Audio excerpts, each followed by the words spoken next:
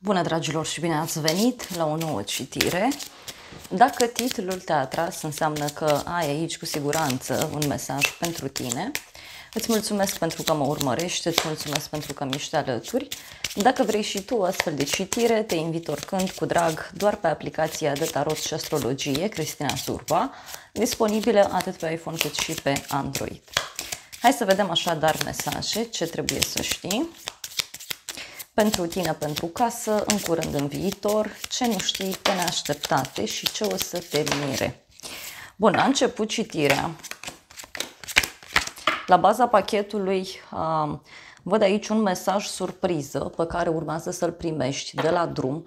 Poate să fie o veste legată de o instituție de stat, poate să fie o veste legată de o persoană cu uniformă sau pur și simplu este vorba despre un personaj mai dur din fire. Este cineva care e foarte hotărât, e cineva care își dorește poate o colaborare cu tine. Unii parcă așteptați aici un răspuns. Este un răspuns foarte important, asta văd clar. Și mai văd pe cineva care stă ca un soldat așa drept în fața ta. Deci e cineva care are un program în general în viața sa foarte bine pus la punct. Este vorba despre o persoană foarte stabilă. Poate să fie, uite, și un cadou pe care îl primești, o recompensă, o bucurie care apare pentru sufletul tău. Și mai văd aici o perioadă de petreceri, o perioadă cu surpriză, o perioadă în care lucrurile se așează într-o anumită direcție. Pentru tine avem bărbatul, da? Pentru tine e cineva care se gândește la tine. Este o persoană care are un rol foarte important în viața ta. Poate chiar această surpriză vine de la acest om. E ca un cadou pe care acest om ți-l oferă. Dacă ești bărbat, în schimb, văd aici o perioadă în care te axezi mult pe tine, pe faptele tale, pe cine ești tu cu adevărat, cumva te pui în centrul atenției. Hai să vedem despre ce e vorba, da? Cu acest mesaj, cu acest bărbat. 2 de cupe, deci e un bărbat cu gânduri de întâlnire. Cineva care își dorește să ciocnească cu tine, cineva care își dorește să te întâlnească, cineva care, bineînțeles, își dorește să... Uite, parcă își dorește omul ăsta un nou început.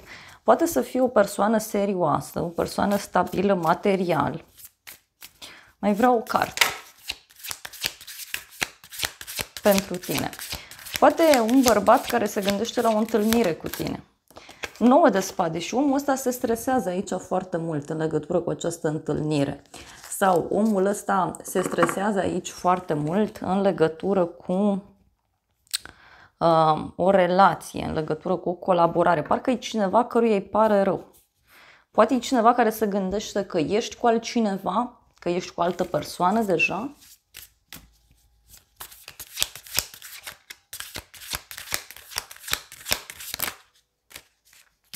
Mai vreau un mesaj. Ce-i cu omul ăsta? Regina de monede, o conexiune cu o zodie de pământ, Taur, Fecioară, Capricorn. Posibil ca persoana asta să își dorească aici fie să-ți ofere ceva financiar, fie persoana aceasta e ca și cum are grijă de tine sau poate vine la tine, da, să îl ajuți. Poate financiar, poate medical. Dar uite, e un bărbat aici care e cu gândul la distracție, cineva care e cu gândul să se simtă bine. Mai vreau o carte. Diavolul, o conexiune cu un Capricorn. Deci e posibil aici să fie vorba despre cineva care îți promite, sau, mă rog, cineva care își dorește un compromis cu tine. Repet, uite, e cineva care ți oferă. Fie o sumă de bani, fie ți oferă ceva important.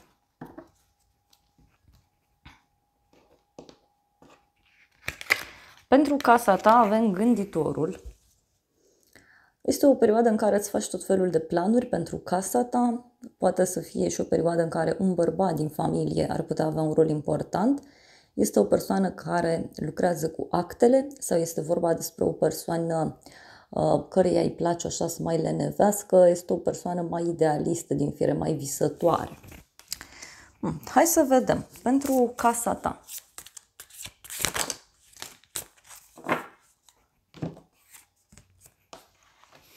Avem așa, 3 de bâte, împăratul, o conexiune cu zodia Berbec și avem cineva care, uite, se gândește să facă un drum în casa ta, poate cineva care te invită undeva anume într-o adunare de oameni.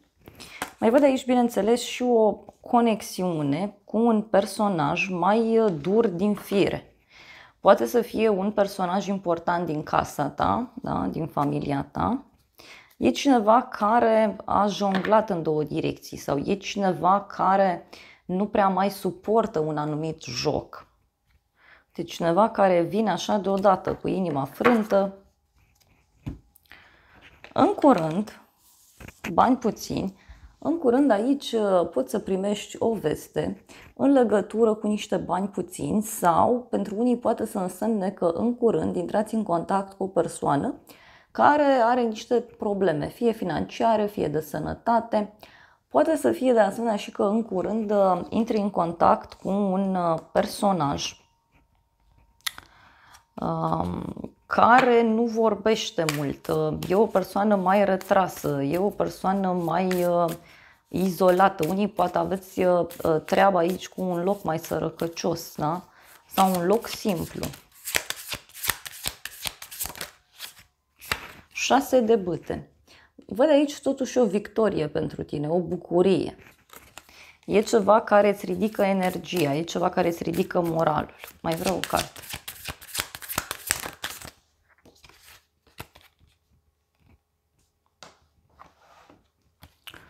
Faetonul Marele Preot, o legătură cu zodia Taur, zodia Rac.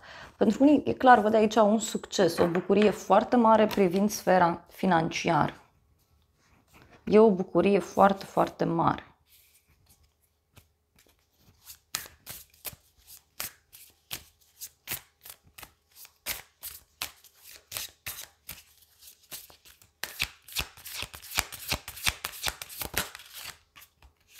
Luna și roata destinului, deci se face lumină într-o problemă. Mai văd o legătură cu zodia Pești, mai avem zodii fixe, Taur, Leu, Scorpion, Vărsător. Poate o veste interesantă la o vreme de seară sau un eveniment prin care cineva important din viața ta trece. În viitor, o bucurie neașteptată, e cineva aici care vrea să-ți facă o surpriză, cineva care ți iese înainte. E ca și cum faci un drum undeva și ți iese cineva în cale. Tot pentru tine în viitor văd o conexiune cu o persoană foarte jucăușă, foarte drăgălașă, foarte plină de viață. Este și un personaj căruia îi place să riște, e și un personaj căruia îi place foarte mult bucuria. Hai să vedem în viitor. Da, în viitor. Uite, avem aici pajul de bâte, 6 de monede. Poate să fie o veste pozitivă privind sfera financiară, un cadou pe care îl primești. Văd aici o energie a unei persoane mai tinere. Fie este vorba despre o persoană mai tânără ca și vârstă, fie este vorba despre o persoană care este imatură prin felul său de a acționa.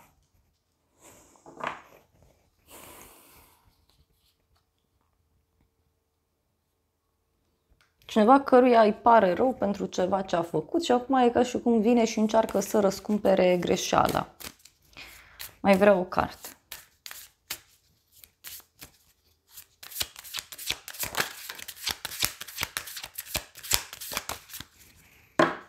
Cavalerul de bâte, 7 de spade. Ei, aici e cineva care are chef de aventură. Cineva care vrea să se distreze. E o persoană care vrea să se simtă bine.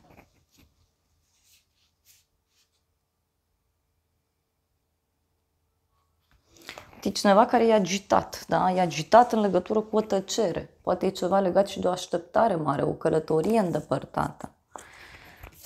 Ce nu știi tu? Relația. Deci tu nu știi aici despre un cuplu din jurul tău care fie a luat o decizie, fie cuplul ăsta are parte de o surpriză, fie poate să fie și un cuplu care e format în jurul tău și despre care încă nu știi. Hai să vedem ce-i cu oamenii ăștia. Steaua, o legătură cu un vărsător avem aici. O legătură cu un vărsător și 10 de spade. Ce nu știi tu e un adevăr care s-a zis într-o relație, o relație care s-a încheiat. Poate să fie și o durere, o problemă legată și de zona aceasta de online. Ce nu știi tu? Mai vreau o carte. Este un personaj căruia este teamă. Da, persoana este teamă. Avem teamă și temperanța, o legătură cu un săgetător. Cuiva este teamă de împăcare sau cuiva este teamă. Poate să fie și cineva, da, dintr-un cuplu care are o problemă de sănătate. Sau poate să fie și o problemă care ține de suflet, de emoție.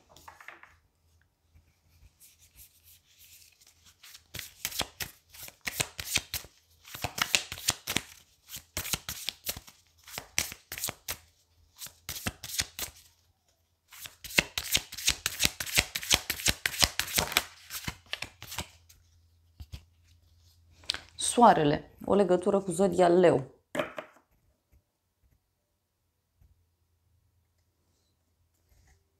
Ce nu știi tu? Un adevăr care s-a aflat într-o relație sau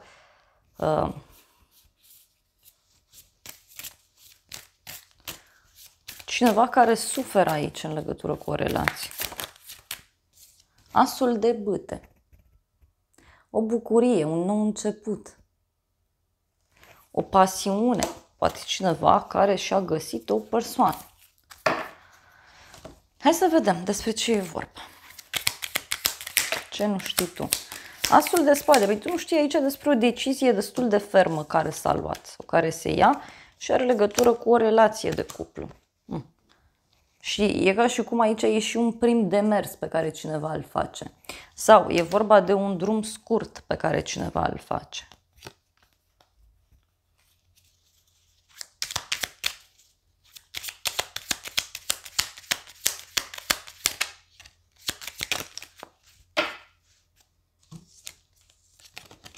Asul de cupe, 6 de bâte, pajul de spade. O persoană aici care poate ar vrea să te cunoască și nu știe cum anume să facă.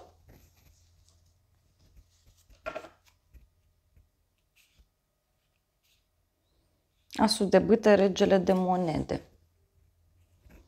Dar totuși văd că partea masculină din povestea asta are o problemă. Pe neașteptate, căsătorie. Hopa, pe neașteptate, nu știu, mergi la o nuntă sau intri în contact cu un cuplu. Ai o discuție cu cineva, o discuție serioasă în legătură cu ideea de căsătorie, în legătură cu ideea de relație. Pe neașteptate. 9 de cupe, pajul de monede. Ia uite, pe neașteptate, multă fericire. Uite, cineva care vine și îți propune ceva serios, ceva stabil. E o persoană care își dorește căsătorie sau e o persoană care își dorește un nou început.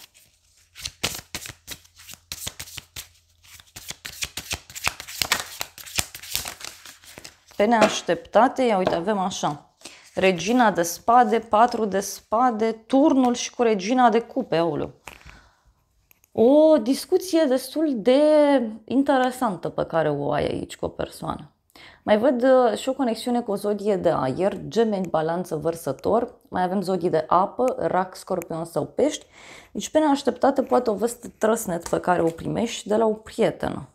Dar ce văd eu, că poate să fie și că cineva rupe tăcerea sau cineva care amână ceva, mai poate să fie.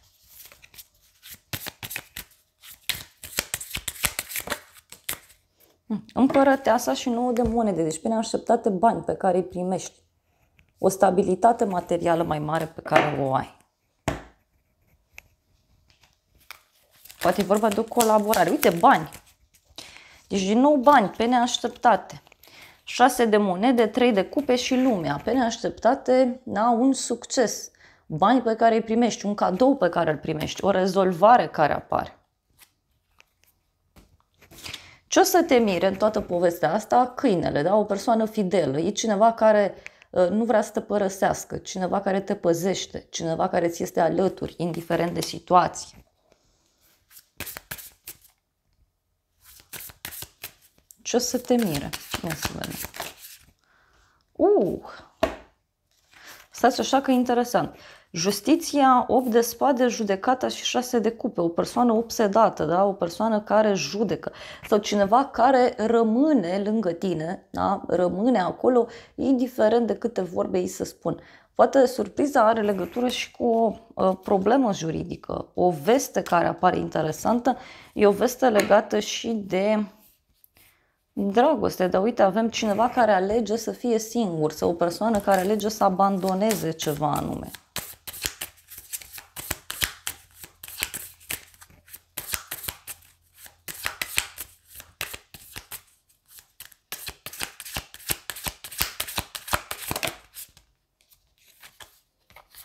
Regele de spade, 6 de spade. Da? O legătură cu o zodie de aer, Gemeni, Balanță, Vărsător. Aici poate să fie ceva legat de un drum. Deci o persoană care face drum către tine. Sau poate să fie vorba despre un bărbat cu uniformă. Poate o veste pe care o aștepți de la o haină de stat. Asta o să te mire, dar e cu reușită. Dar e și un personaj aici care are foarte multe planuri. Bine puse la punct. Hai să vedem despre ce e vorba. Ce o să te mire. Regina de cupe și cavalerul de monede. O întâlnire, uite, cu cineva. Cineva vine, îți aduce bani, îți aduce un cadou. Poate să fie și o persoană foarte serioasă aici. Mai văd și o legătură din nou cu zodii de apă, rac, scorpion sau pești, dar pentru unii poate să însemne și o problemă bruscă de sănătate a cuiva sau o problemă bruscă financiară a cuiva.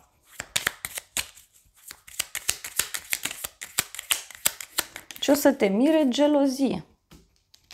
Da? O persoană geloasă. Gelozie, 8 de bâte, o ceartă. Cineva care îți dă mesaje, cineva care își dorește să se apropie de tine.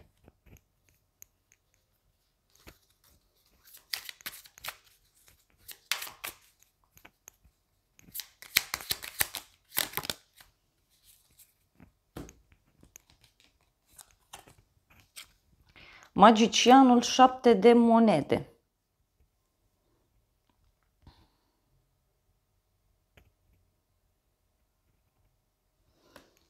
Cineva care a mințit, cineva care se mai muțărește, da? E cineva care are părere de rău în legătură cu ce a făcut, dar nici liniștit nu-i, uite.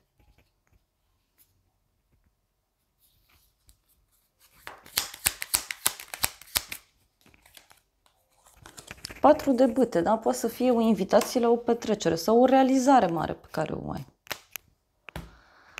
Hai să vedem ce zice acest oracol. Și că ca să manifesti trebuie să ai încredere, credință și avem iertare.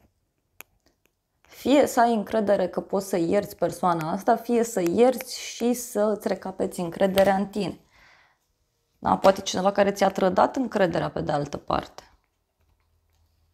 Avem liniște, libertate, ghidare divină. Deci aici e clar că tu ar trebui să te concentrezi pe liniștea ta. Oracolul șamanic vorbește despre creativitate, despre a crea. Și avem energie masculină. Deci cineva care își dorește să creeze împreună cu tine. Sau cineva care își dorește să reia legătura cu tine.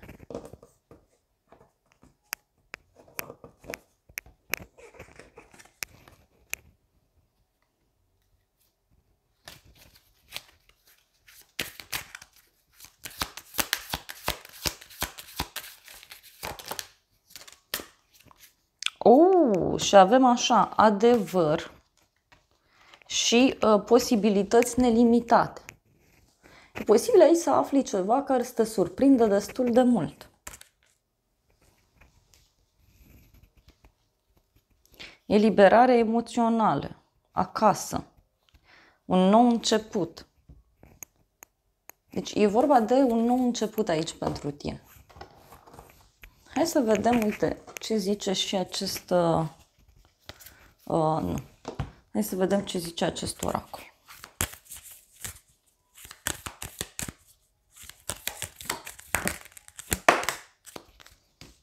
Transformare. Deci, oracolul vorbește despre o transformare. cu romantism, cu vorbe dulci, cu iubire, cu sinceritate.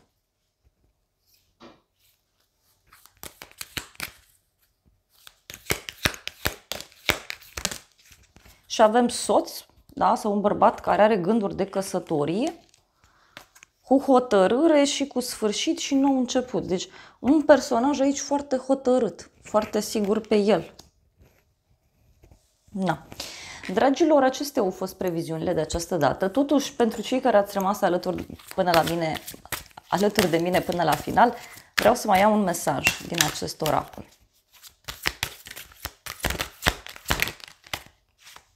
Și avem așa, încredere.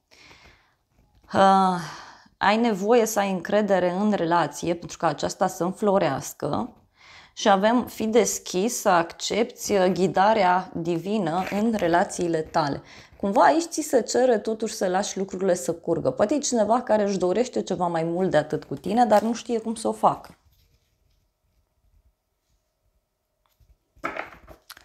Universul te ghidează către persoană specială. Lasă totul să curgă într-un ritm natural. Deci ăsta e mesajul. Este o conexiune care nu poate să fie ruptă. Da? E și o confuzie aici, dar eu zic că lucrurile se așează. Sfaturile sunt totuși să și renunți la acele lucruri care nu mai funcționează. Dragilor, acestea au fost previziunile de această dată. Eu vă mulțumesc pentru prezență, vă îmbrățișez cu drag, sper din suflet să vă fie de folos informațiile și să ne revedem cu bine și data viitoare. Eu vă doresc să aveți parte de o zi sau de o seară cât mai frumoasă.